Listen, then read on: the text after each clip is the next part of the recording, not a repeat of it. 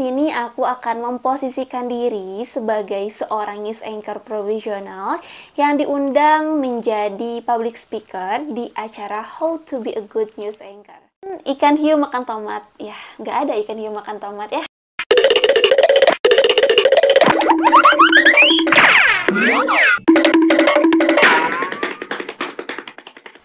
Halo, Assalamualaikum warahmatullahi wabarakatuh. Perkenalkan, saya mahasiswi Komunikasi Penyiaran Islam, Universitas Islam Negeri Sunan Gunung Jati Bandung. Di sini saya akan memaparkan hubungan psikologi komunikasi dan prospek kerja dari jurusan saya, yaitu Komunikasi dan Penyiaran Islam. Mungkin sederhananya dikaitkan dengan profesi KPI-an untuk memenuhi tugas ujian akhir semester dari mata kuliah Psikologi Komunikasi yang diampu oleh dosen favorit saya, Ibu Lida Halidah, SS MSI. Oke, langsung aja kita ke pembahasannya. Bicara soal komunikasi, menurut Hoefling, Janice, and Kelly, komunikasi adalah proses di mana seorang individu yang biasa kita sebut seorang komunikator mengirimkan rangsangan, biasanya verbal, untuk mempengaruhi individu lain. Nah, individu lain ini kita sebut sebagai audiens atau komunikan. Kemudian psikologi. Kita sama-sama mengetahui bahwa dalam psikologi itu ada yang namanya id, ego, dan superego. Id di sini biasa dikategorikan sebagai animal instinct yang ada pada manusia atau kebutuhan biologis yang ada dalam diri semua manusia. Kemudian ego adalah jembatan dari id menuju superego. Nah, superego di sini bertindak sebagai pemenuhan kebutuhan dari id tersebut. Kenapa psikologi berpengaruh pada komunikasi dan komunikasi berpengaruh pada psikologi? Itu dikarenakan ada 3 poin tadi, yakni id, ego, dan superego dalam diri manusia. Kita memiliki id yang sama, tapi kita tidak memiliki ego dan superego yang sama. Menurut George Miller, psikologi komunikasi adalah ilmu yang berusaha menguraikan, meramalkan, dan mengendalikan peristiwa mental dan perilaku dalam komunikasi. Menguraikan berarti menganalisis mengapa tindakan komunikasi dapat terjadi. Meramalkan berarti kita akan memprediksi perilaku apa yang akan muncul jika suatu stimulus diberikan kepada orang dengan karakter psikologis tertentu.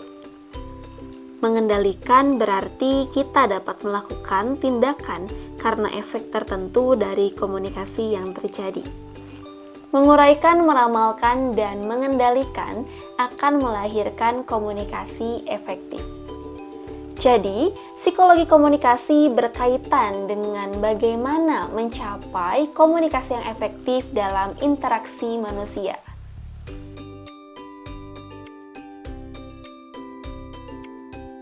Oke teman-teman semua, di sini aku akan memposisikan diri sebagai seorang news anchor profesional yang diundang menjadi public speaker di acara How to be a Good News Anchor.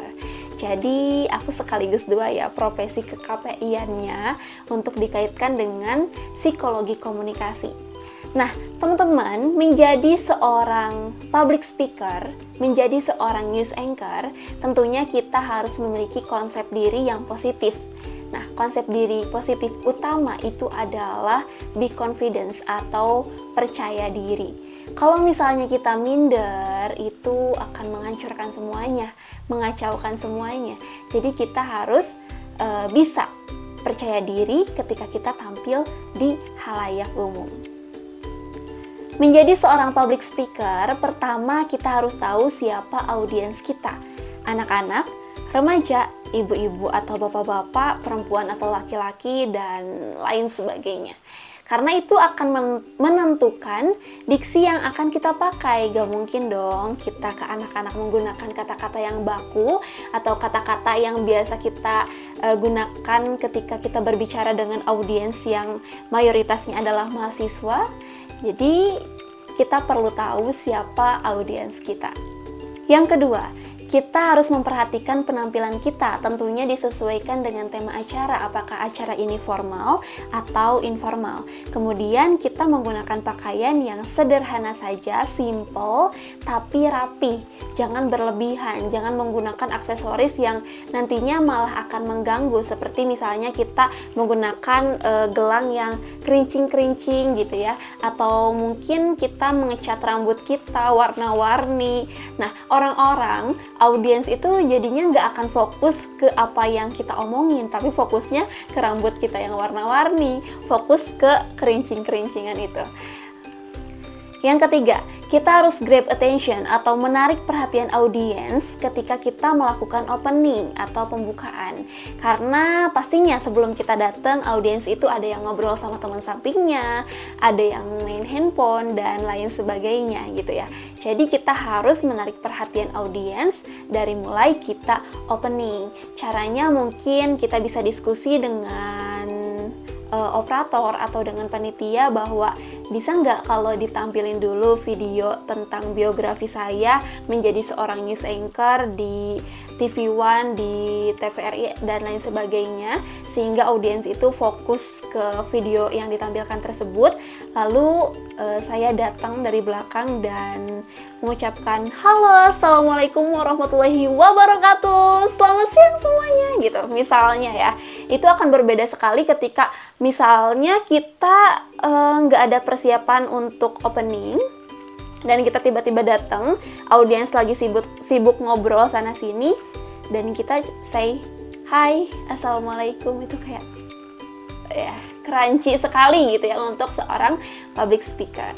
Yang keempat, tentunya menarik perhatian itu bukan hanya pada opening, tapi juga di pertengahan acara pastinya ada audiens kita yang mengantuk, ada yang ngantuknya itu udah berat banget terus jadinya tidur, ada juga yang jadinya senderan gitu, terus ada juga yang tetap maksain untuk membuka matanya untuk memperhatikan kita. Nah, ini tuh berpengaruh ini ke id, ego, dan super ego. Id-nya audiens kita itu sama-sama ngantuk. Ego dan super egonya tuh beda-beda. Ada yang ngantuknya ya udah aku jadinya tidur, ada yang ngantuknya jadinya senderan, ada yang ngantuknya tetap melek memperhatikan kita gitu. Ini adalah hubungan dari id, ego, dan super ego, hubungan dari psikologi komunikasi dan profesi ke-KPIN ini atau public speaker ini. Nah, kita sebagai seorang komunikator tentunya kita harus menarik perhatian kembali, gimana supaya si super egonya ini memutuskan untuk tetap memperhatikan kita, tidak jadi terlelap atau tidur. Kita bisa melontarkan jokes-jokes gitu, atau melontarkan pertanyaan, intinya berinteraksi pada saat aduh ini kayaknya audiensnya udah ngantuk nih gitu. Kemudian seorang public speaker atau news anchor juga harus menunjukkan kredibilitasnya sebagai seorang public speaker profesional, seorang news anchor profesional. Karena itu akan menjadi poin penting kita didengarkan oleh audiens. Dan seorang komunikator itu dalam psikologi komunikator harus memperhatikan intonasi, artikulasi, power suara, gestur tubuh, eye contact. Eye contact ini saya pernah mendapat pembelajaran saat dulu ketika gimana ya Bu caranya supaya kita tuh gak nervous, gak minder ketika di depan umum. Coba deh anggap semua orang itu gak ada. Anggap kamu tuh ngomong sendiri, anggap kamu tuh ngomongnya sama monyet, itu enggak sama sekali. Tapi kita harus memberikan eye contact kita ke satu persatu audiens, ke semua audiens, kita tatap satu-satu gitu. Tapi jangan lebih dari 3 detik, karena kalau lebih dari 3 detik agak kayak gimana gitu ya. Kayak gitu. Nah, kemudian sebagai news anchor nih utamanya kita harus menguasai emosi dari mungkin skrip berita yang kita buat gitu. Coba bedakan video 1 dan video 2 berikut. Halo, selamat siang pemirsa. Telah terjadi kebakaran di Kampung Durian Runtuh hari Senin kemarin yang menyebabkan kerugian sebesar 100 juta rupiah. Halo, selamat siang pemirsa. Telah terjadi kebakaran di Kampung Durian Runtuh hari Senin kemarin yang menyebabkan kerugian sebesar 100 juta rupiah. Kira-kira nih, yang penyampaiannya tepat itu video 1 atau video 2? Tentunya video 1. Sebagai seorang news anchor, pembawa berita, kita harus menguasai emosi supaya kita punya respect, punya empati ketika kita menyampaikannya. Dan gestur tubuh kita itu akan mengikuti, suara kita itu akan mengikuti. Ketika beritanya sedih, ya power suara kita tuh rendah. Pemirsa, telah terjadi kebakaran. Mimik muka kita sedih gitu. Berbeda dengan beritanya yang berbahagia. Halo, selamat siang pemirsa. G20 kemarin Presiden Joko Widodo mengajak semua kepala negara untuk menanam pohon. Itu kan berita yang menyenangkan. Nah, itu perlu diperhatikan. Itulah hubungan psikologi komunikasi dengan profesi ke-KPI-an, yakni news anchor dan public speaker, di mana kita bisa lebih detail dalam menyampaikan pesan komunikasi kita, dan tentunya memahami manusia menjadi satu keharusan jikalau kita ingin berhasil dalam komunikasi. Kesuksesan sejati adalah jika kamu dapat mempercayai diri sendiri, mencintai diri sendiri, dan menjadi diri sendiri. Oke teman-teman semua, ini aja yang bisa aku sampaikan. Tentunya sangat kurang dari lebih ya, gimana ya? Intinya begitulah. Semoga video ini bermanfaat dan doain semoga aku bisa menjadi seorang news anchor, juga public speaker beneran, gak cuman di video ini aja. Oke teman-teman, ikan hiu makan tomat. Ya, gak ada ikan hiu makan tomat ya. Terima kasih. Wassalamualaikum warahmatullahi wabarakatuh.